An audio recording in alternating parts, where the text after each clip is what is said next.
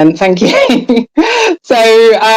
Thanks everybody for joining. We've got quite a few people here already. I think this little experiment with sound kind of highlights maybe the ambition that some ADHDers have, the creativity when we get into things. It hasn't quite worked out, but we gave it a go. Thank you for everybody joining today.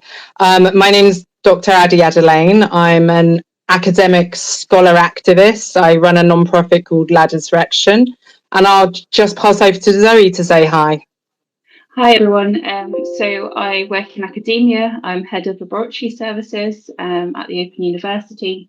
I also do a bunch of mental health advocacy work. So I am co-founder of Voices of Academia, which is a blog for academics to share their mental health experiences. And I've also written a book around managing your mental health during your PhD for PhD students. So brilliant. I don't know, maybe we should just do a check-in, Zoe. Like, how are you feeling today? I think we both were discussing a little bit about our anxiety over today. Yeah, I mean, it's the first time that I've done a space, and I think it's the first time you've done a Twitter space as well, isn't it? So we're a bit like, oh my goodness. And then talking openly about having ADHD is something that I'm getting used to. I don't know about you. Yeah, definitely. I think we both kind of suffer from anxiety a lot, and it's one of those things where your mind is just non-stop. It's full of information all of the time, processing at a really high speed, and sometimes that can be overwhelming. Part of having such a busy brain can kind of lead you into this anxiety and panic over things. I think when I first realised that I was an anxious person, just not knowing that I had ADHD, making that connection later on in life that actually a lot of my racing thoughts are kind of that hyperactivity aspect of ADHD has just made a massive difference to me personally. Yeah. I mean, when did you first get diagnosed with ADHD? How long has it been for you? January, so not very long at all. So yeah, I think I'm 32 now. So I lived for 32 years without a diagnosis of ADHD. So it's been quite an intense thing for me, and I think just such an eye-opening and awakening thing to have that diagnosis now. How about you? Yeah, no. So I actually got diagnosed during the COVID pandemic. And it was actually the anxiety that led me to explore what was going on. I found during the pandemic and lockdown that my normal coping mechanisms, the way I'd got through life, just wasn't functioning anymore, that the anxiety was becoming overwhelming. And I was actually taking medication for anxiety and it just wasn't touching the edges anymore. So my brother actually got diagnosed for ADHD and said, why don't you get it checked out? And that led me to look into it. And it turned out that it was ADHD that was really at the root of this anxiety that I was experiencing. But I had navigated the PhD experience without any kind of recognition of what was going on. And I managed, but maybe not managed in the best way. But it was really COVID that kind of, somebody's called it previously a mental health reveal party, like the whole COVID. And for me, that was very apt. I'm just thinking, like, maybe we should talk a bit about our studies and what we studied and maybe how the ADHD affected our journeys. Yeah, I guess one of the things about my general career is that like I've always just wanted to do a lot of things. So like I went and did forensic science at undergrad and then ended up doing something completely different in analytical science, and then went on to do my PhD in chemistry. So there's kind of a theme there, but I kind of just went with what I felt like doing at the time. So there wasn't really a plan for me. And I think again for me, I went through doing my PhD with ADHD, but not realizing I had ADHD, and I think that had particular challenges. How about you, Addie? Yeah, it's funny kind of looking back on it. It's one of those, I didn't realize that I had ADHD until well after my PhD, but now I kind of look back, it was so obvious. And just like you, I never stuck to one thing, and I had a really kind of what looks on the surface is a chaotic kind of career path. So I actually started off in engineering and disaster management. So engineering, I like solving problems, I like fixing things, I like making things. That's probably what drew me to engineering. The disaster management, I actually think, without knowing why, I was searching for that dopamine hit. I mean, seriously, what more can you get high adrenaline wise than disaster management? It's ridiculous. I think I've been chasing that adrenaline for a long time. But then I guess my experience doing the PhD, my experience as a mixed heritage disabled woman in engineering, it kind of brought me to another set of problems, which was inequity in kind of decision making and research, etc. And I actually shifted into social work, believe it or not, from engineering, because I was trying to figure out how to make things better, how to change the world, and how to do it equitably. It was another puzzle to solve. It's such an interesting transition from engineering to social work. Like, wow. Yeah, but I also think that's really typical of ADHDers. Like, one of the benefits of having ADHD and being in academia is that we can hop across disciplines, we can hop across different ways of thinking, we can connect the dots across disciplines and across problems. I mean, you also have very much with your book moved into kind of looking at mental health, psychology. That's quite a distance from where you started off as well. Yeah, and I wonder if that's like part of like almost like the social justice kind of aspect of ADHD that also kind of crosses over into autism as well, in the sense that both of us have kind of been driven to try and fix things in different ways. So do you actually think you might be autistic as well?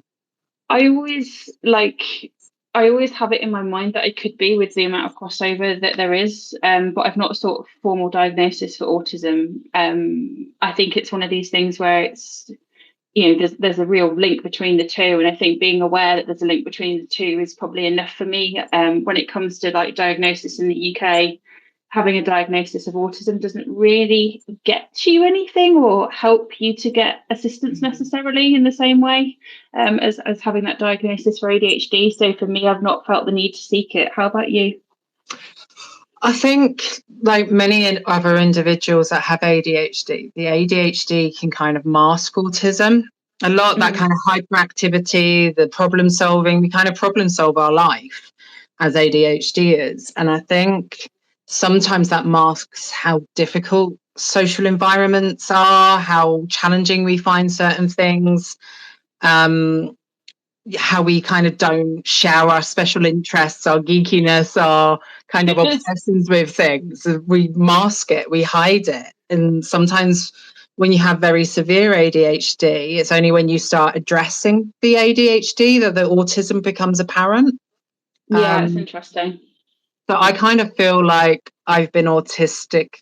I've always known I'm different. It's just kind of working out how I'm different. And I think that's not to have like pity or for people to feel sorry for me. I think it just helps me to understand my difference so I can find coping mechanisms. I can find solidarity. I can actually put language to who I am and what I am so I can find others and find a community. So for me, that's kind of been the most important thing of getting the assessment or getting the label with ADHD. And I'm just wondering if I do go for I've also been suggested that by my therapist, by my doctor, by several individuals, it's been proposed that I am autistic and that I probably should be assessed. But like you, I'm thinking, well, is it worth it? It's a lot of money. There's a big waiting list if you want to have that done on the NHS. The only reason why I kind of feel like it might be worth it is to connect to that community and to learn from others about their experience. I think that also highlights the like real importance of self-diagnosis being valid in a lot of these spaces.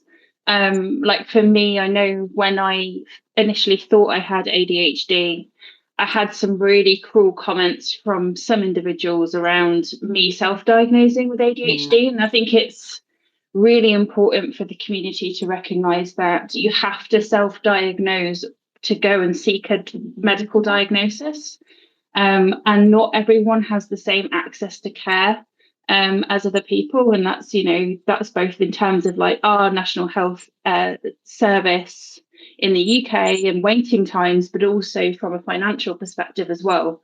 So I think, it's just so important that people recognise that it's okay to self-diagnose if you think that you connect in a lot of the dots. I think that's just real and should be recognised. Yeah, definitely. I think also we have to kind of factor in, like you say, that access, but there's a racialized dimension to that. Like, we know in particular racialized individuals, Black and minority individuals that belong to Black and minority ethnic communities tend to be underdiagnosed, especially at school. The exclusion rate among young Black people is exceptionally high, and I kind of fear that often they will get labelled as naughty, as troublemakers, rather than their neurodiversity being recognised and being offered the help and support that they need within the school environment. Yeah, that's such an important point. And I guess that also leads us to talk a little bit about generally, like both of us had like late diagnoses ourselves, right? And that also that kind of misdiagnosis rate or missed diagnosis rate for women as well. I think the diagnosis rate is something like 4 to 1 at the moment still. And what always makes me really angry is why was no one previously like looking at these numbers and thinking 4 to 1 doesn't make sense? Yeah, definitely. And I think people are getting better at kind of, when it got proposed to me that I might be an ADHD, I had no idea of what that really meant and how it presents typically in women. I did the usual thing of thinking it was a fidgety boy in a classroom, and that's just not me. I'm not physically hyperactive in particular. It's that mental hyperactivity that I kind of really is my issue. But I do think people are getting wiser to what ADHD looks like and how it presents in women in particular. Yeah, and I guess this is the important thing about talking about these things, isn't it? That those differences get recognised and talked about and considered, really. I know one of the things that kind of came up when I went and looked for a diagnosis was that I'd done a PhD, and so I was intelligent and therefore couldn't have ADHD, and that's just like it's just so much ableism wrapped up in a statement that just makes me cross still, Definitely. I think one of the reasons, like, while we're both individuals who didn't get diagnosed during the PhD process, we both undertook PhDs successfully. And maybe we can talk a bit more about the traits in a moment, but I just wanted to kind of, one of the reasons why we both said we wanted to do this was to help other people on their journeys. So maybe like looking at kind of, common questions, top tips, that type of thing.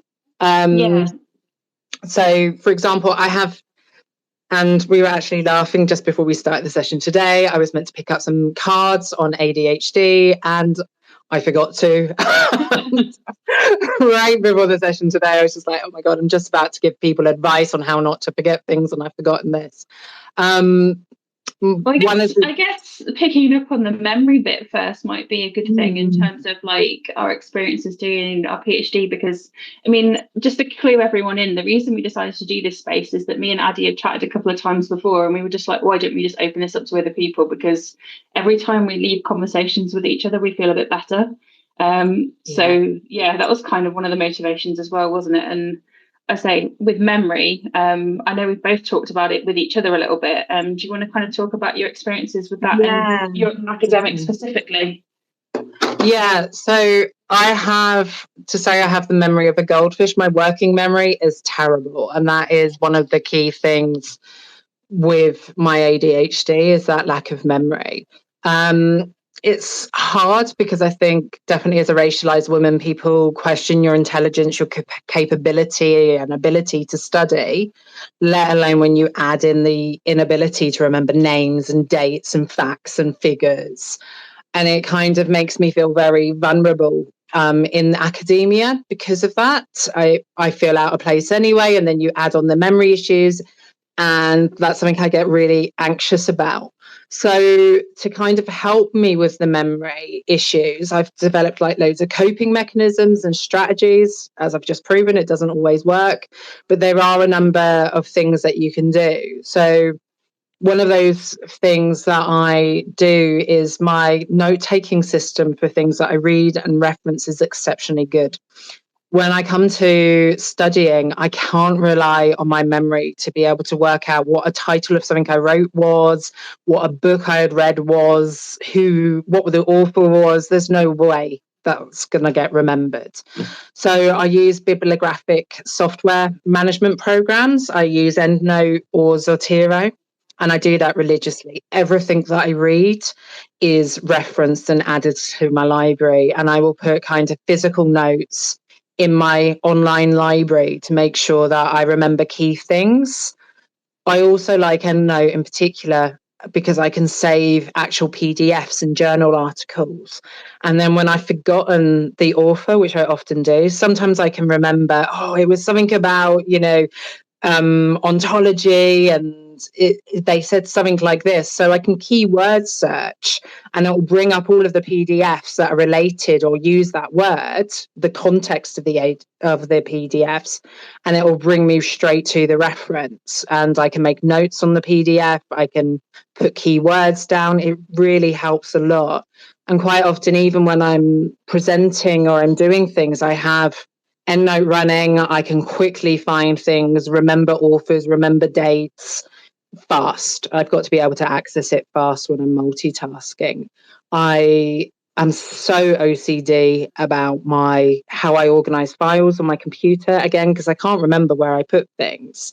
So I have to kind of almost lead myself little clues, like to where they might be. I have folders within folders within folders, and you can kind of work out where they'll be rather than remembering where they are.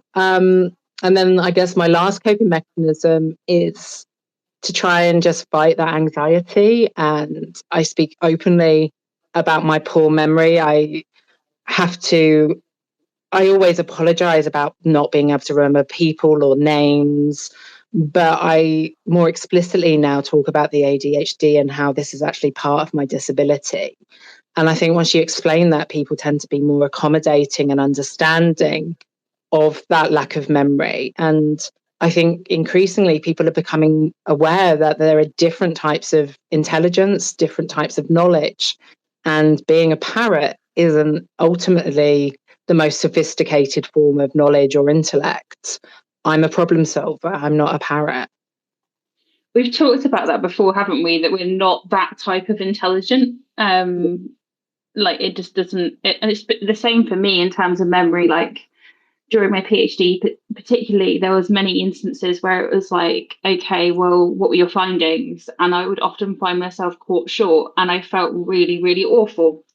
And a lot of that was also because I had other colleagues whose memories were fantastic, and it wasn't their fault that their memories were great and mine was rubbish.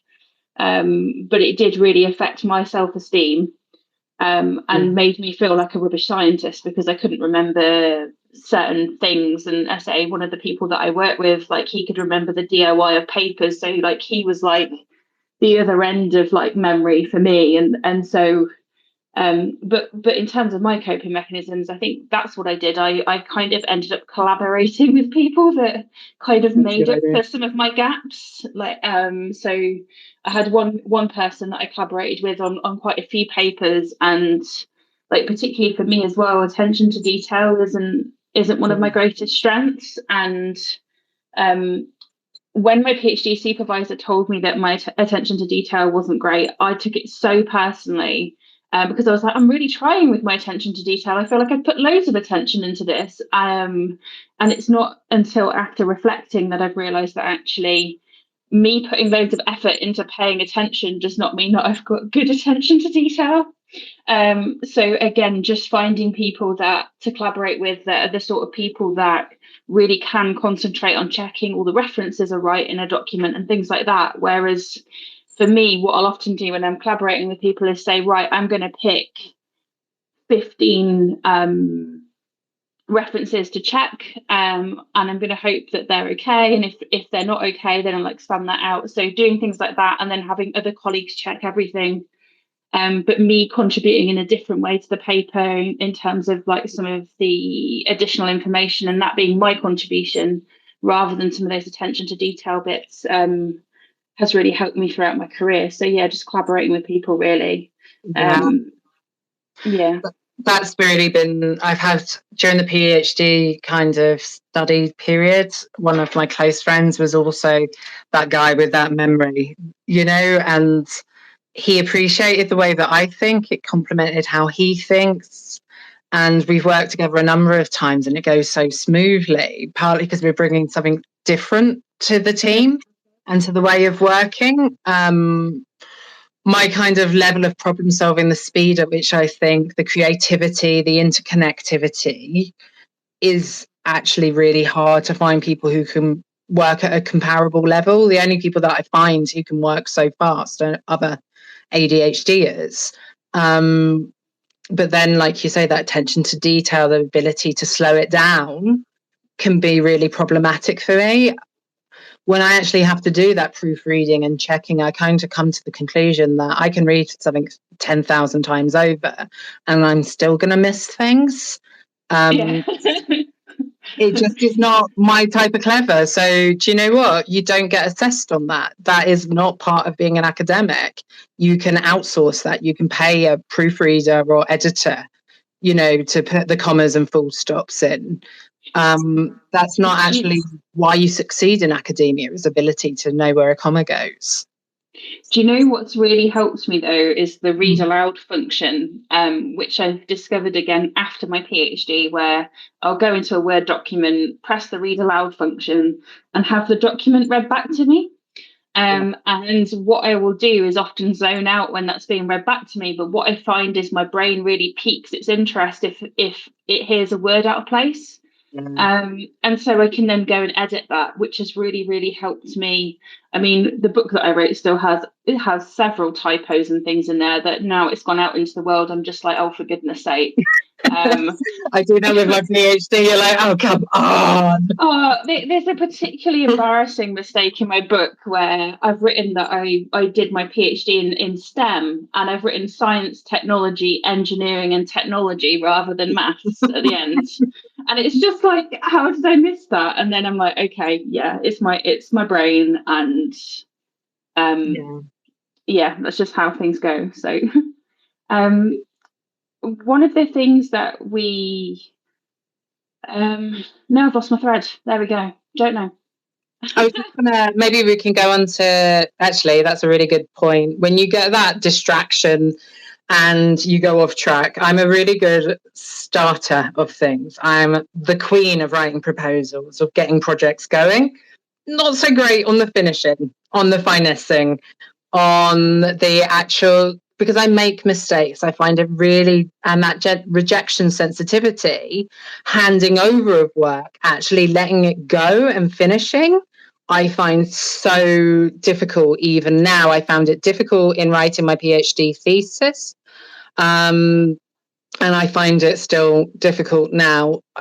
I'll share some of my coping mechanisms at the moment, but is that also something that you find difficult, Zoe?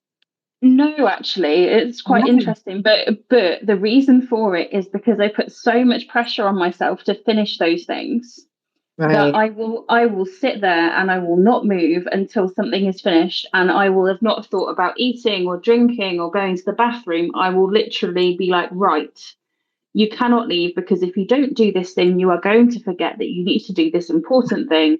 And therefore, I will just absolutely just smash it out. And then what I'll do is I'll hit burnout because I've completed a task that was maybe meant to take 3 weeks in 3 hours. And then wonder why I've made myself ill. So I think it probably presents in me a bit more like perfectionism. So I'm like, again, we'll get on to, I think, talking about rejection sensitivity, because I think that's really important. But not wanting anyone to critique what I'm doing, so making sure that everything is perfect. And I think one of the things with my ADHD diagnosis has actually been to enable myself to be kinder to myself, and just allow myself to have those moments where everything isn't perfect, and that's been quite freeing, really. Yeah, I'm not sure if I'm quite there yet, to be quite honest. So what I tend to do is I panic and I worry and I have sleepless nights and I panic and I go into this kind of, they call it ADHD paralysis, don't they? Where you just can't do anything because you're so anxiety consumed. And I leave it until the night before and then I do it all in one day. So I know what you're talking about when you're talking about the hyper. I wish it came earlier. For me, it quite often comes after the deadline. I have to kind of really push myself into panic before I can reach that place where I can actually get to that magical hyper-focused place. I have difficult handing over work, and the longer I leave it, the more overdue it becomes, the better. It's like the anxiety builds up, and I kind of start feeling like it has to be really good to make up for how late it is. The later I leave it, the better it has to be in my head, and then that can escalate. But I think, yeah, I don't know about you, but like I often I'm operating on pure adrenaline, and like it's just like I think I almost make myself fake deadlines and try and hold myself to them. And the fake deadline is yesterday, so I best get things done. I think I'm getting better at it, and I guess one of the things that people might be listening at here is how do you cope with this in academia? I think it's something that I still struggle with, but there are a couple of things that you can do. So one of my things is body doubling, working with somebody. When I'm with somebody and it's kind of like collaborative, then I feel like I'm not just letting myself down, I'm letting other people down. So even like somebody physically being in the room or asking me how you're doing, it kind of pushes me into that hyper focus motivation. The other thing that I do, and I did during my PhD, is I have to get out of my own head. I have to stop with the panic and the paralysis. So for me, actually, speaking out loud, presenting my work, even asking a friend or a family member to listen to what I'm doing. I make PowerPoint presentations, so I have to make it more concise. I have to put it into bullet points. And I talk it out. I talk it to somebody, and then it becomes real. And that has been a really powerful mechanism for writing for me. Like PowerPoint is a star. Like forcing myself to do a PowerPoint presentation. I move things around. I also use Word in the same way. I use headings in Word, and I shift things around. I reorder things, and I talk them out so they make sense. It's interesting you say that about PowerPoint, because I think partway through my PhD, I was really finding it difficult to read academic papers at all. And I felt like a big failure because I couldn't focus on reading a paper for more than like a minute before I'd just be off doing something else. And so one of the things I ended up doing was making a journal club where you had to present a paper on PowerPoint. And I think everyone, and I think everyone else thought it was entirely over-egged and a bit silly. But I was like, wow, I'm learning about papers now. This is so interesting. So I kind of made it into a fun activity. Really helps. I think we talked, about autism earlier on. One of the many reasons why I think I might be autistic is I have what people call special interests that I've just become obsessed over, and I will know everything about the special interest thing. Normal people don't want to talk to me about my specialist interest. So whilst, the typical stereotype, isn't it? Autistic people have special interests with trains. It's not trains for me. It's all certain authors, John Dewey in particular. My closest friends, all my family members know how obsessed I am with John Dewey, to the point where they just asked me to stop talking about it. Like, please, no. So I joined a load of Groups. I totally geeked out with Facebook groups, LinkedIn groups. I became like the queen person to go to for John Dewey questions. And I think, oh wait, you need to go on Mastermind. it's ridiculous and really embarrassing. But I think that kind of ADHDers work really well in collaboration. We want to help everybody. We want, so, you know, me having to do something for myself, I will procrastinate all day. If somebody asks me a question, ask for help, I will be there. I am on it straight away. You know, no, I totally relate. Like with my new job where I literally head up the laboratory facilities, like my whole job is literally just helping people all day. So it's like, oh yeah, I will help you. We'll do this. This is good. Like it's, yeah, I think I've naturally kind of transitioned into a role where I'm kind of doing that, you know? Yeah. I mean, both of us are kind of working on the edge of academia. Like for somebody thinking about going into PhD or an academic career, would you advise it for somebody with ADHD? Oh gosh, that's a loaded question. I genuinely think if you get accommodations and support, then I think academia could be a really good place to work. But I do think it comes down to an institution by institution basis and what's being provided and what the understanding is, and also like, you know, it makes a massive difference if your boss understands who you are and what your strengths and weaknesses are. I think that if you're in the right place, ADHD, having ADHD can be really seen as a strength. In my own experience in previous jobs that I've had, there was like one particular role I had where, so the way that I work is that I often have about, I would say 10 things on the go at one time. So what I do to keep my interest up is I roll through them and I switch. And it's by doing that switching that I kind of keep interested in all the things that I'm doing and deliver on those things. And I ended up in one particular role where I was basically told to do one thing at a time and I just couldn't cope. And I was like, I want to do more things. Like I want to be able to do and contribute to other things. And it was very much like, no, you can't do that. Which really meant me rapidly moving on from that position because I was just like, I need the support and understanding that I am going to be doing a bunch of things. You're going to think that I'm being disparate with what I'm doing. But actually, if you judge me on my delivery, what you'll find is that I deliver on those things for you. Yeah. If you give me the freedom. I think that's really important, that you have to be in a space where you can have that freedom and creativity, don't you? And academia can provide that, but it doesn't always provide that. There's spaces where it does exist. Yeah. So I think I asked you that question because I also have my moments of, I go up and down on whether I would recommend academia to others. So I think in some ways, actually study becomes easier the higher up you go, the higher level you go, because at a bachelor's level and to a certain extent at a master's level, you're learning other people's work, you're practicing your area, your specialist area, you're perhaps going into the critical reflection bit, which is a bit more interesting. But it's really at PhD level, you're creating new knowledge.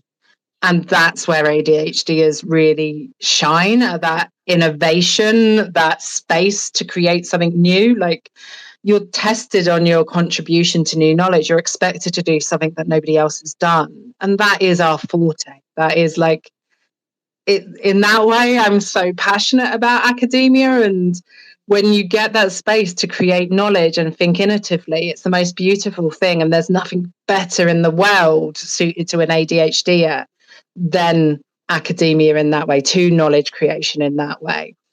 I was just thinking, based on that, what you said, like how awful my PhD experience would have been if I hadn't been given the freedom to do other things other than just my PhD. So like I got involved in all of the committees. I ended up doing a lot of outreach work. Like, I swear to goodness, like a good 30% of my time was not on my PhD. It was kind of on like community projects and other things in my department. And I think I was so lucky to have a PhD supervisor that actually said, you know what, you can go and do those things as long as you get your PhD done. And Okay. I think if that had been taken away from me, I'd have been a bit crushed.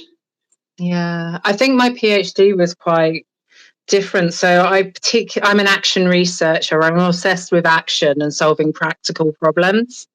So I was lucky in that my PhD, I was the reverse. I had issues with supervision. I didn't get any support beyond the bare basics because of the challenges that I faced.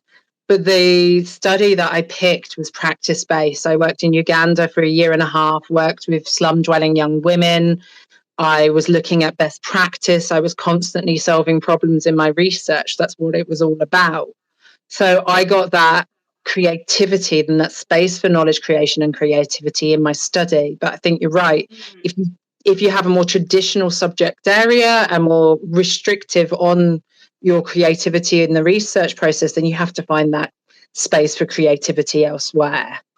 And, that space for innovation elsewhere, perhaps. I think it does come with its challenges. And I found when I came back from the fieldwork, and the fieldwork was the most incredible experience of my life, coming back and writing up a whole year of writing up and being stuck at a desk and trying to finish, that was hell for me. That was a point where I really felt the pain.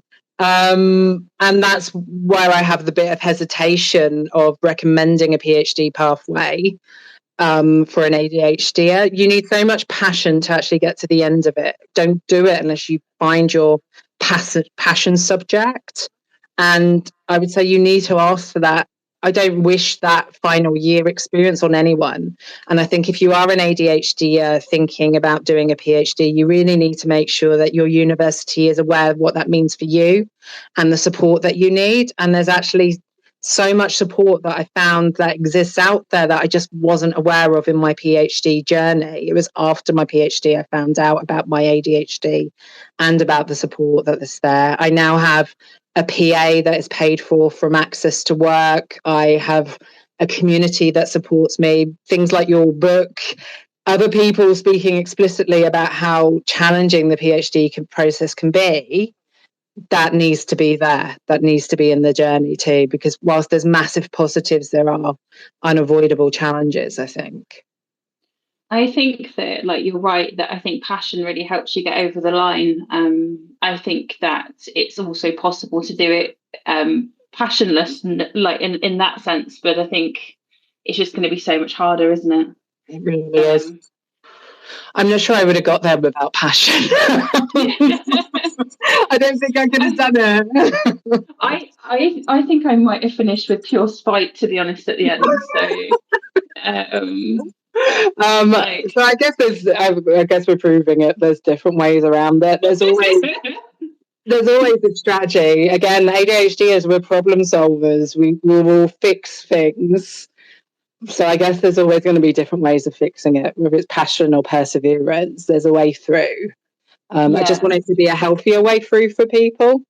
I know, right? Like, can you imagine if we both had done our PhDs whilst knowing we had ADHD? I just can't imagine the different person I would have been. Yes. Like, I've genuinely walked away from my PhD with a whole bunch of trauma, I think, that is associated with having done that level of study without having a diagnosis. I mean, maybe having a diagnosis wouldn't have changed much. But I think like the amount of self-compassion I have now for when I don't feel like I am being like everyone else. And I'm not seeing myself as weird anymore. I'm just seeing myself as someone with ADHD. And I think that just has just been a game changer for me. Absolutely. And yeah, I guess that's why we're not being paid today to do this. We're not trying to make a profit out of it. We just don't want people to have the negatives of what we've experienced. Do you know what I mean? Yeah. If you can have all of the positives without any of the negatives, that's would just be like gold. I want people to have this. I think have you ever seen like Connor DeWolf? I think it is on TikTok. Mm-hmm. Yeah. I love him a bit. And at one point, he talks about, can ADHDers change the world? And he responds, we're about the only ones that ever do. Do you know what I mean? All these great thinkers and innovators, so many of us have ADHD. We have a place in academia and we have so much to offer, but it shouldn't be harming us, if you know what I mean.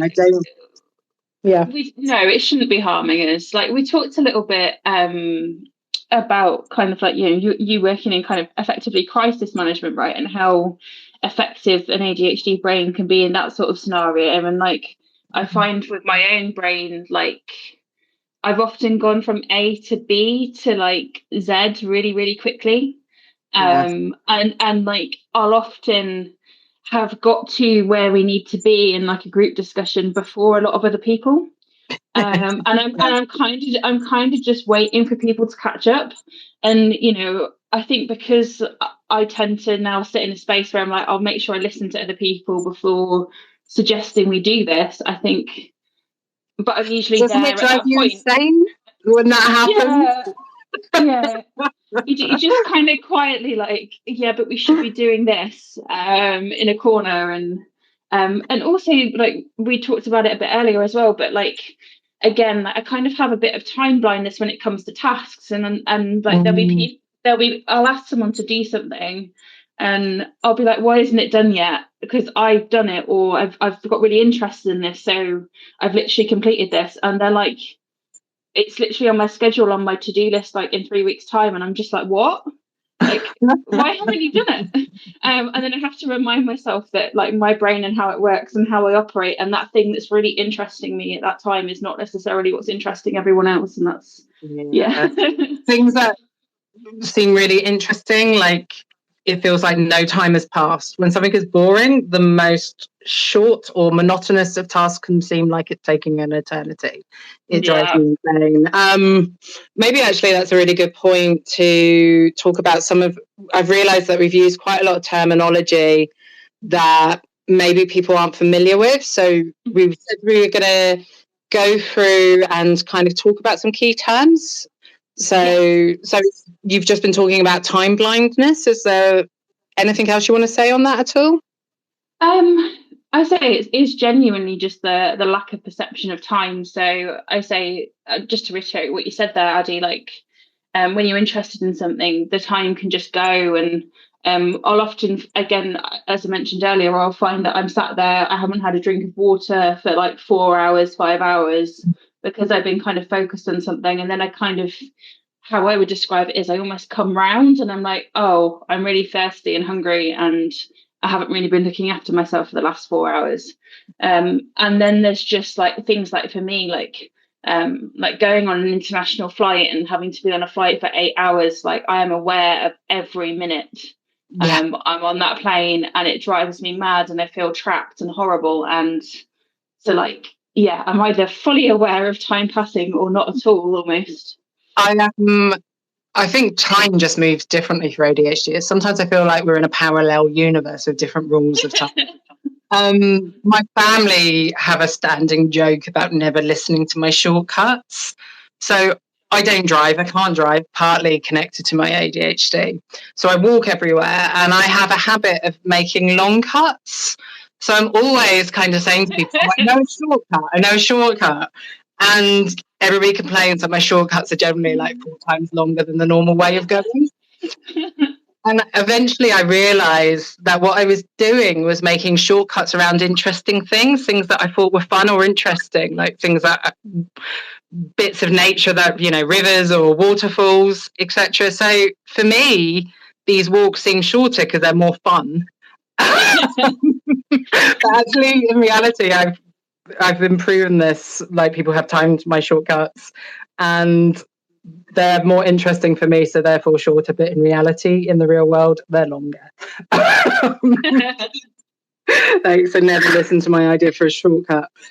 You also mentioned rejection sensitivity. Did you want to maybe address that a little bit?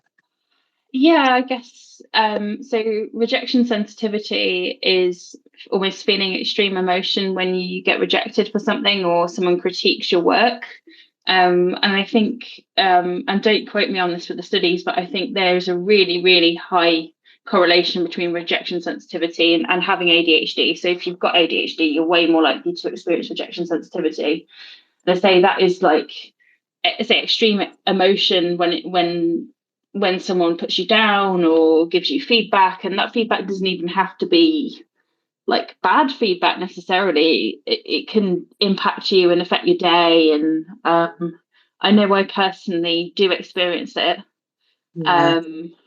It's just like, again, it's just this constant, for me it's kind of presented itself as a constant need to be liked, and it's not a good thing, because no one's ever liked by everyone. And I think I genuinely don't think that if you're doing good in the world, you're always going to find someone that doesn't like what you're doing, and if you're making change, you're always going to find someone that doesn't like what you're doing. So it's quite hard to navigate. I don't know how you navigate it, Addie. It's a real issue, and I think it's been an issue my whole life. I've heard before that ADHDers get corrected far more as young people, as children. So that actually is one of the reasons why we develop this rejection sensitivity, because we get constantly corrected and reprimanded for our behaviour, that we become very hypersensitive to letting people down, doing the wrong thing, etc. It's very much embedded in our childhood. The academic experience makes it really tough, because your work is being critiqued, it's being peer reviewed, you're getting assessed, it's non-stop in academia. And I think I've actually teaching in academia and marking other people made me realise how subjective the process is. Mm-hmm. And that helped a bit, that knowing that the exact same paper could be marked completely differently by two individuals. Even in academia, where we like to pretend that there's very clear lines, there never is. That helped me a bit. And I know that my work's not to everybody's taste. I know that some people find it really radical, whereas other people think it's a bit soft. I'm no, Angela Davis, but I have to find my own voice and my own style. And I think that's part of the journey of ADHD, is working through that rejection sensitivity and not having to meet societal standards, to just be who you are and be happy with that, regardless of anybody's critique of it.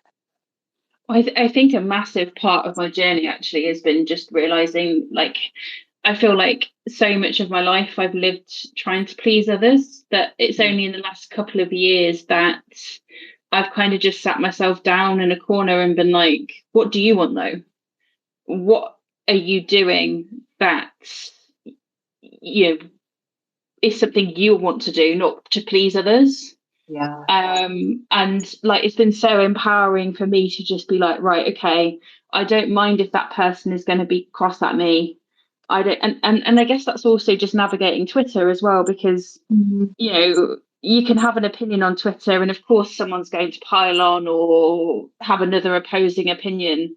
And I think when I first kind of started with Twitter, I think I would respond to every single post critiquing me in a way. I'm just being like, oh my gosh, like, someone doesn't like me, this is awful, or try and convince them to come around to my point of view. And like, now I'm very much like, I can't convince this person, they're probably just getting a block, like, that's it. We've both used, sorry, I was going to say, we've both really, a lot of people have become aware of our work through our Twitter engagement with both of us. And I think we've both been on that kind of journey of learning. Like, I can also remember being crushed by going to the trolls at an earlier stage, and I'd be lying if I said it didn't affect me at all anymore. But I have become better at navigating that. But I also think, again, the kind of creativity and innovation that a lot of ADHDers also have as a benefit has made it possible for me to think a bit more innovatively about how I engage with others, about how to utilize and share my knowledge as an academic in different forums away from peer review journals. Maybe my fear of rejection sensitivity of peer reviews puts me out more in the public domain. There's certain spaces that are more fearful to tread into than others. Oh, Addie, I've just realised people can comment on things and ask questions. Ooh. Okay, let's get some questions. Ooh. Sorry. I can't actually see where people can do that. So one, can you give more detail, please, on how a PA helps? Okay, brilliant. Shall I go for that one, Zoe? Should we jump into the questions? Yes. Yeah. So I have zero memory, and I have my PA manage my diary. So I found that actually I was spending a lot of time trying to make appointments, forgetting what I agreed, not entering it in my diary, making mistakes, putting a typo in, not remembering to communicate to everybody. So actually what takes me kind of 30 hours takes my PA kind of 10 hours a week to do. I have her for a couple of hours a day, and that's paid for completely through Access to Work. So because I run my own company, a non-profit organisation, I'm entitled to Access to Work support. So if you haven't applied for that, you can do. And a lot of ADHDers aren't aware you can get PA support, ADHD support worker help through Access to Work. So I really would recommend it. But she's basically my working memory. I think her job is the worst job in the whole world ever. I would hate to have her job. Sometimes she reminds me of meetings, and like the day before, she puts it in my diary. Then she phones me like an hour before, and then I've hyperfixated on something and I still forget to turn up. Oh my goodness. Like, they're forgetting to show up, right? Like, I forgot to show up for one of my friends' leaving dues like a couple of years ago. Oh my gosh, like I still have so much shame from just forgetting it, you know? Like, it's like, oh yeah, my really good friend who's leaving the university, I've just completely forgot that I meant to be at a meal. Like, what?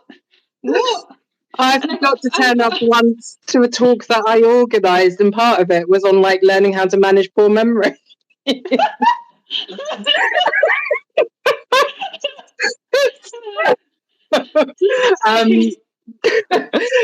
So basically, my PA picks up what I forget. She helps me talk through some of my anxieties. She's a rock star. So yeah, it does help in many ways, but basically she manages my diary. She helps me remember stuff. She follows up on those little bits and pieces, the keeping of receipts and filing things on time that I will just let slip no matter how many virtual reminders I have in my calendar. Are there any more questions, Zoe? There's a comment here by Sylvie saying, "Oh, it's just so good to hear that other people forget to turn up," which is quite funny. All the time, honestly. Like, all the time. I also in my new job have a PA, which, you know, is such a privilege. But it's also again changed my life because I just rock up and do the meetings that are in my diary, and I am guided to where I need to be, which is really helpful because if it's not in my diary, it's like it doesn't exist. That also, sorry, you just said a bit there that I forgot to mention, that being guided to where I'm meant to be. She also puts all the emails in a folder for me. So 2 minutes before a meeting, it's like it can be complete blankness. Who I'm meeting, why I'm meeting them, where they come from, if I've met them before. So I have to go back through emails and jog my memory, and then it will kind of come flooding back. But that just organizing my life in that way to give me those prompts has been that, like you said, that guiding is gold. You know? There's a question here, so from Fran, that says academia can be very slow paced compared to other sectors, so it can be hard to demonstrate the impact in a job where there's not so much urgency. I wondered what kind of examples you guys were able to give when being assessed in order to show the tangible impact ADHD had on work. So I'll go. Academia can be slow, and I think you've got to be careful as an ADHD and what type of academia you jump into. And for me personally, that passion and pace is really important. And academia can be slow, but it can also have real life impact immediately. So what I did in my PhD was I worked with slum dwelling young women, and I did youth-led action research with them. And over the period of about 18 months I worked with them, we did youth-led action research. We made proposals on what work was needed in the community. We got funding. I could literally see, yes, this was academia. Yes, I was getting my PhD data, but the action research process is live. It's immediate. And I'm seeing an immediate impact on those young people and in that community straight away. I saw it, the young women that I worked with, some of them had never been to school before. They'd never held a position of respect before. By the end of it, they were presenting to the UN. They'd opened up their own business. They presented their data to the UN, and you could see their confidence, being taken into this big hotel to present their work and their research findings. It was the most incredible thing. And that keeps me going. That's, I think, one of the reasons why I have to do action research. Even when I'm commissioned to do other types of research, I always turn it into action research because I need that immediate feedback. I need that action to keep me going. I'm not sure without that I would survive in academia. So you found your own urgency, basically. Yeah, I do the writing. To me, the writing is not knowledge creation. To me, the action, you only create knowledge through action. That's my personal kind of philosophy that I embed my work in.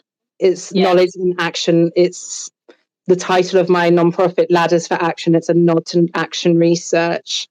So again, I problem solved it. I had to base my research, my work in communities, in real life problems. And that's how I navigate it. So I think sometimes we need to challenge what academia is and the normal way of doing things. It can be so much. And there's so many incredible examples of researchers who work live, who solve real life problems whilst engaged in the research process. It's not often one thing or another. It can be both.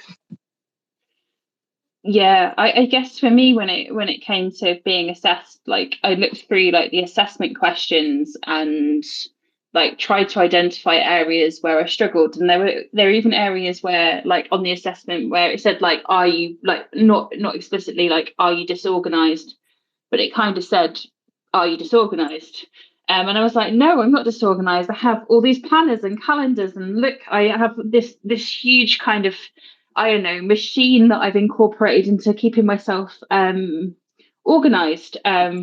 And kind of talking through that with a psychiatrist, and they're a bit like, not everyone has that many planners and calendars to hold things together. Just things like that I think during the assessment process can be brought up, that I think can help. And also, I guess it depends on the country that you're in, but also just things like during the assessment process, they also tend to ask for opinions from people that are close to you and get them to answer questions as well. And there were things in that that kind of were almost heartbreaking at the time, but also really important for me to see, things like friends and family saying, oh, yes, she does kind of drift off in conversation. She's not always there. And things like that. So I think having that kind of people that care for you being part of that assessment process can really help as well. Okay.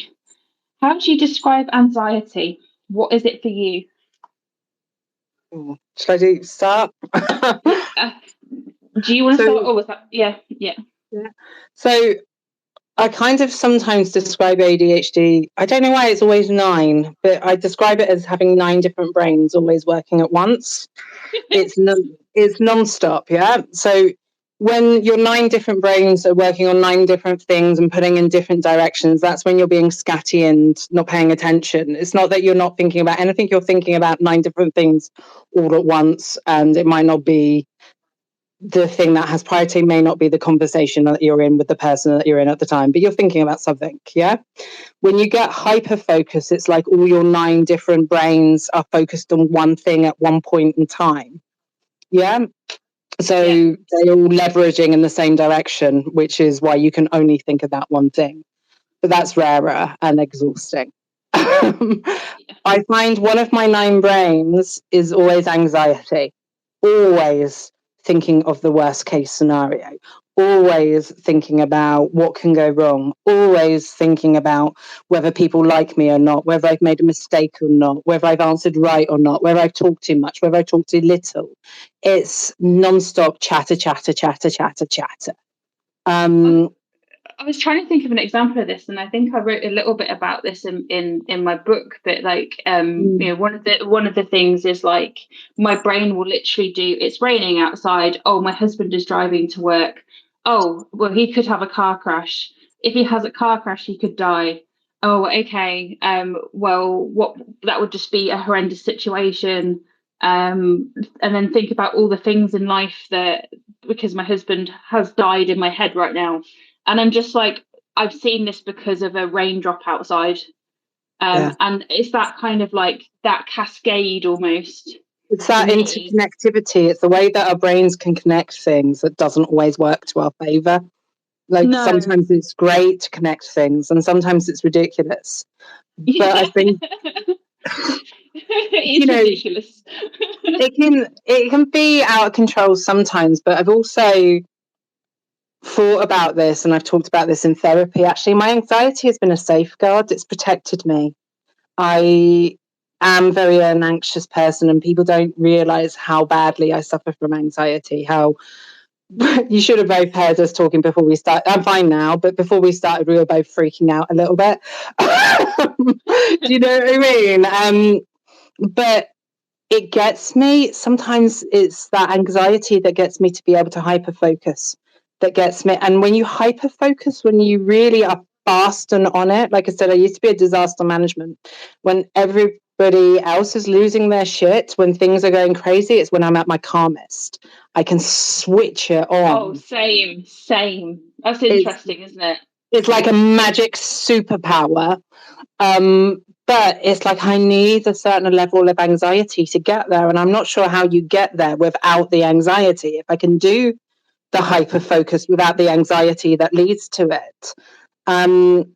So, you know, it has its negatives, but it's also kept me safe from harm when I've been in abusive contexts. I grew up in quite a challenging circumstance and it was a coping mechanism for that, knowing when harm's coming. It's what's made me do the greatest things in my life. It's what's led me to certain places. It's protected me. There's a bit of me that loves my anxiety too. And I'm not sure who I would be or what I would be without it. I just need to learn sometimes to stop it getting out of control and disproportionate. Mm-hmm. That's when it can become a problem. And that definitely happened during COVID. But anxiety can be beneficial too. And it's part of, I think, the ADHD experience, that constant chatter. The one thing that I would say is that with medication for ADHD, I have found that my brain is quieter, calmer, less chatter, and that's really reduced my anxiety. Whereas anxiety medication before, it just took off the physical kind of consequences of anxiety, the palpitations, the heart racing. Yes, anxiety medication worked for that, but it didn't get to the root of it. It was the ADHD medication that could calm my brain down to be able to deal with the anxiety more logically. Yeah, I get you. Yeah. There's another question here around as academia seems to have become more competitive, how does everyone manage the more social, political aspects of their careers? I guess that's just about us talking about this sort of thing and doing the work that we do and things like that. I mean, it's quite a simple answer for me in the sense that, like, I genuinely believe that I do my best work when I bring my whole self to work. Yeah. So acknowledging that I am disabled, that I have ADHD, that I have mental illness, and that also social justice issues are really important to me, are all parts of my personality and things that I bring to work.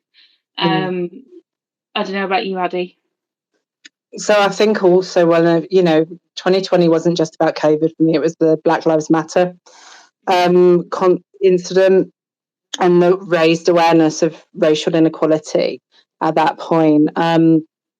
Since then, I've really battled with those social political things. I don't think I'm the most socially adept of people, but I think actually I've been surprised that when I'm honest about that, how people can connect with me, like who go, yes, me too. I find this hard as well.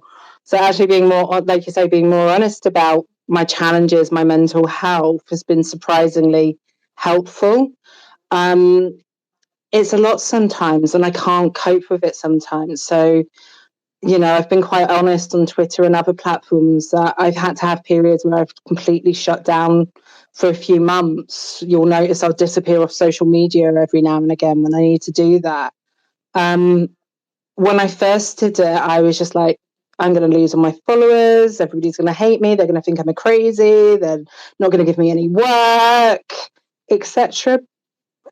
And then I came back and everybody was still there and they were like, let's go, we're glad that you're back. Like, yeah, I was so shocked. But also kind of many of us talk about being kind to yourself and looking after yourself, but actually not many of us practice it. And I'm not the best, but actually when I took time out for myself, so many people came to me and said, look, it was so nice actually seeing somebody do that and try to look after themselves and try to protect themselves and be kind in these, particularly when talking about race and racialized issues, the political context is so harmful and dangerous right now to be doing the work that we do. And sometimes you just need time out to mentally protect yourself.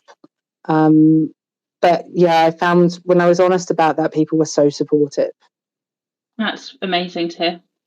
Yeah. I'm just realising that, we talked about time blindness earlier on. We're at 10 past at the moment. We said we were going to go on for an hour. Are there many more questions or would you like to wrap up, Zoe? Well, should we say if anyone's got any additional questions, if you want to pop them in the questions at the bottom and we'll see if a few more come in, and then if not, we'll wrap up, I think. Yeah. Okay. Do you know what I find really funny as well, Addie, is we made this, so everyone, we made a full Google document about what we were going to discuss today. And we basically just freewheeled this, and I think it's worked fine. Like the amount of effort we put in behind the scenes to just be like, oh, we probably should talk about this, this, and this, and we've just kind of, I guess we've used it as pointers a little bit, but we have just kind of just lent into what we're doing, haven't we? So I think that's kind of funny, but. Nice. It made me feel better doing it, though. In truth, exactly. It's a coping mechanism, isn't it? So, are there any more questions come in? Oh yeah. How do you get adjustments for being able to do all of the things? Which is quite a wide thing, I guess, in terms of adjustments. So in your university, there's different depending on where you are. So if you're a student, most universities have a disability office that you need to engage with. If you haven't been formally assessed, it's actually, if you're doing your PhD, if you're studying, it's the right time to ask for it now, because most universities will pay for that assessment during your study. There's no charge for it. So it's a really good idea to do it during the period when you're studying, because there's a huge waiting list afterwards. And if you pay privately, it's about £800. It's expensive. So if you haven't been assessed yet, go to your disability office, ask about assessment, request an assessment first, and then after that you should get adjustments. If you already have an assessment and diagnosis, again, you can speak to your student support office and they should put adjustments in for you. It's about asking and being proactive about it. They're not very good at coming to you or offering. You have to go to them. In the workplace, it's really challenging. I think people are more reluctant to give you workplace adjustments, but in the UK, at least, it is your legal right to those adjustments. And the government will support financially your workplace to make the adjustments for you. So you need to contact HR in your workplace. If, like me, you're self-employed or you're working independently, you need to apply to DWP and Access to Work directly. So I applied, I did an assessment with Access to Work, and I got the adjustments that way. So there's different routes. There is quite a lot of information online, but again, it's something that we can maybe point to a little bit on our website. Mm-hmm. It's not always easy to access, and quite often you have to push a little bit. So it's rare for somebody to get the level of support that I do. But part of the reason why I do get that level of support is I knew somebody else who did, and I kept on pushing until I got the level of support that I thought was appropriate to meet my needs. I feel like it says a lot about the healthcare system that, like, so often patients have to advocate for themselves so heavily to get seen and heard, right? I think it's, it's a depressing state of things, isn't it? But I think, if you believe that you've got ADHD, or that you've got ADHD and you need accommodations, then, really advocating for yourself the best that you can, and also leaning into social media and asking people about how they went about getting their accommodations can be really helpful. Yeah, and it's, like I said, it's really helpful to know other people's process, so you know what is out there and how to access it and what you should be pushing for. Some of the times it's just like potluck who you get as an assessor or who you ask, etc. So keep on pushing and like for what you need, I would say. Even though, the process is so inaccessible for an ADHD. You've got to fill out multiple different forms and multiple different dates. My days. Oh my days. Like by the end of it, I was like, I just can't anymore. Like, please don't ask me for another form. And then there was one form where I submitted it and it literally said at the top, can you put your name on this? And I just hadn't put my name on it. So I sent a form over, but without my information at the top. And they were like, for goodness sake. Hey, you literally work with ADHDers. Come on, that you are going to be late for everything. Actually, I'm amazed at so many people turning up today. Like, I'm guessing most people that are listening are ADHDers. Like, the chances of us remembering to turn up was actually quite a miracle. I was really scared I was going to forget about today, to be quite honest. Oh, I set myself like 3 phone reminders being like, you must be there, you must be there. There's a really good question here that I basically have asked you, like, in our own, like, just conversation as friends, and she says, while scrolling away from it and losing it, hang on, whoa. I actually just get to be me on this recording, which is quite nice. Okay, when it comes to ADHD medicine, I'm afraid to lose myself, to become plain and boring, etc. What's your feeling about this? Okay, so I have been trying out different medications for about the past 2 years. I have tried different things for different reasons. So when I first there's 2 different types of medication. One kind of is almost an amphetamine. It's almost like speed. So basically what that's doing is giving you what you're lacking in dopamine to your brain. It's giving you the buzz, the dopamine that you need in order to calm down. So I know it sounds strange. What would normally speed most people up slows down at ADHD because it's giving your brain what you need. That stays in your system for a day. And once it's out, it's out. It doesn't have any long-term effects. Then there's a different form of medication, which is more cumulative, and it works slightly differently, and it stays in your system for longer. So I take a combination of both. So I found it was partly because I was perimenopausal. I found my symptoms were escalating. I feel that it's good to have something in my system non-stop. Especially when I forget to take my medication, or at times of the months where my ADHD escalates, when I get PMT at certain points in my cycle. So actually having something in me non-stop I found as beneficial, but I have a very low dosage of that stays in my system all the time. And that's partly because I don't want to feel that affected by it, that different by it. All of the time. What I then do is I take one of the short acting ones as and when I feel like I need it. I generally take a small dose in the morning every day, but some days I need it more than other days. When I'm feeling particularly anxious, sometimes it's good to calm my brain down to switch off. Other days, particularly when I'm presenting or I'm doing workshops or I want to be on it, I don't take it at all because I like the speed of my brain. I think for me, I love my brain. I love the way it works, but it exhausts me. It tires me. I feel like I have this superpower that kind of destroys me sometimes. So I like to be able to switch it on and switch it off, decide when the medication feels right and when it doesn't. Sometimes I just need a holiday from my brain. I need to calm down. And other days I want my superpower. Do you know what I mean? So I quite like being really. So over 2-3 years, I've switched so many times. That's my resolution. I have a little bit in my system all the time. And then I have medication where I can go up and down per day as and when I feel like it. You can even do it like, so half a day. What I used to do is I will do quiet writing in the morning and take the medication when I need a calm, quiet brain. But then when I'm doing workshops and meetings, when I want a busy, active brain, I stop it for the afternoon. I can have 2 different brains at different points of the day. I do feel like it does take part of who I am away, which I don't like. But I also feel like the rate that my brain works at, the speed that my works at is like a superpower, but you can't maintain it for life. I feel like in my 40s, I'm exhausted by my own brain sometimes.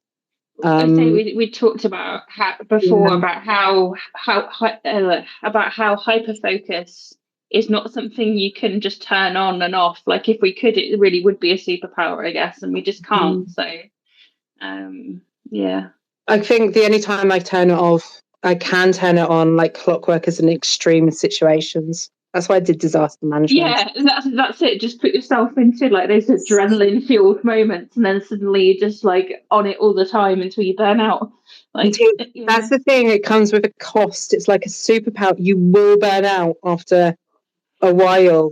So I can do the superpower, but it always comes with a crash afterwards. That I guess it's just like I don't know, like Iron Man or whatever, and you have something that needs to be charged up, and if it's not charged up, you're done. Like and I also feel like when I was younger, I could maintain it for longer. I had more energy. I feel as I've got older, it's more difficult to behave in the same way that I used to, and I don't think my body can keep up with my brain as well as it used to be able to. That's interesting. Yeah. There's highs and lows. There's a bit of me that never wants to change my brain because I love it and it is a superpower. But yeah, have you ever seen it? It's interesting, isn't it? Because neither of us would change who we are. No, not at all. Have you ever seen Buffy the Vampire Slayer? I loved that when I was a teenager. I cannot believe you asked me that question because yes, of course. Like in the last series of Buffy when she's like really owning her vampire slayerness, but she kind of hates it too. Kind of feel that way sometimes about ADHD.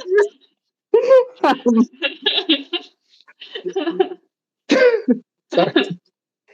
Any more serious questions apart from Buffy related to questions at all? Or shall we wrap up, Zoe? I think that's all the questions that have come in. I just want to say a massive thank you. Like, some really lovely comments as well there. And some important comments as well about things like lower middle income countries and the cost of medications and things like that when it comes to ADHD. So yeah, thanks for engaging in those discussions as well. I think it's really important. And I don't know, like I found this, like as always, having this chat with you, Addy, I just find it really cathartic because it's just nice to find other people that get it, you know?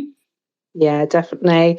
Thank you for everybody that's engaged. And I think, this is just kind of the start of the conversation. Like I said, me and Zoe had a few of these conversations together before. You wanted to kind of open up their spaces. I know that there's people on here, like the ADHD academic, that are probably more expert than me on this subject area. I think it would be nice to do more spaces like this and definitely to have more information from like lower to middle income countries, different perspectives of different experiences. Like, I'm glad we've started the conversation, but I'm really keen to actually engage others and to continue it and widen it out a bit. Yeah, definitely. I think, it's just the start, isn't it, as you said? Yeah, okay. Well, I think talking. Oh, we've gone way over, Zoe. Well, but you know what? I'm rolling on the dopamine now. It's great. Like I'm just like, woo. So. Well, let's wrap up. I'll connect with you just offline afterwards, if that's okay. We'll do but yeah, you can follow us on Twitter. You can DM us, message us at Ladder for Action or with Zoe's organisation. Zoe, did you want to give some contact details about your own organisation? Yeah, so Voices of Academia is our blog for people to blog about the mental health experiences in academia. We're always open for people to contribute to our blog, and we pay our bloggers as well for their time. So if you are interested in that, you can find us at voicesofacademia.com. Yeah. Brilliant. Thank you so much. Let's end it there. Right. And please, everyone, stay in contact, and thank you. Thanks, everyone. Thank you. Bye.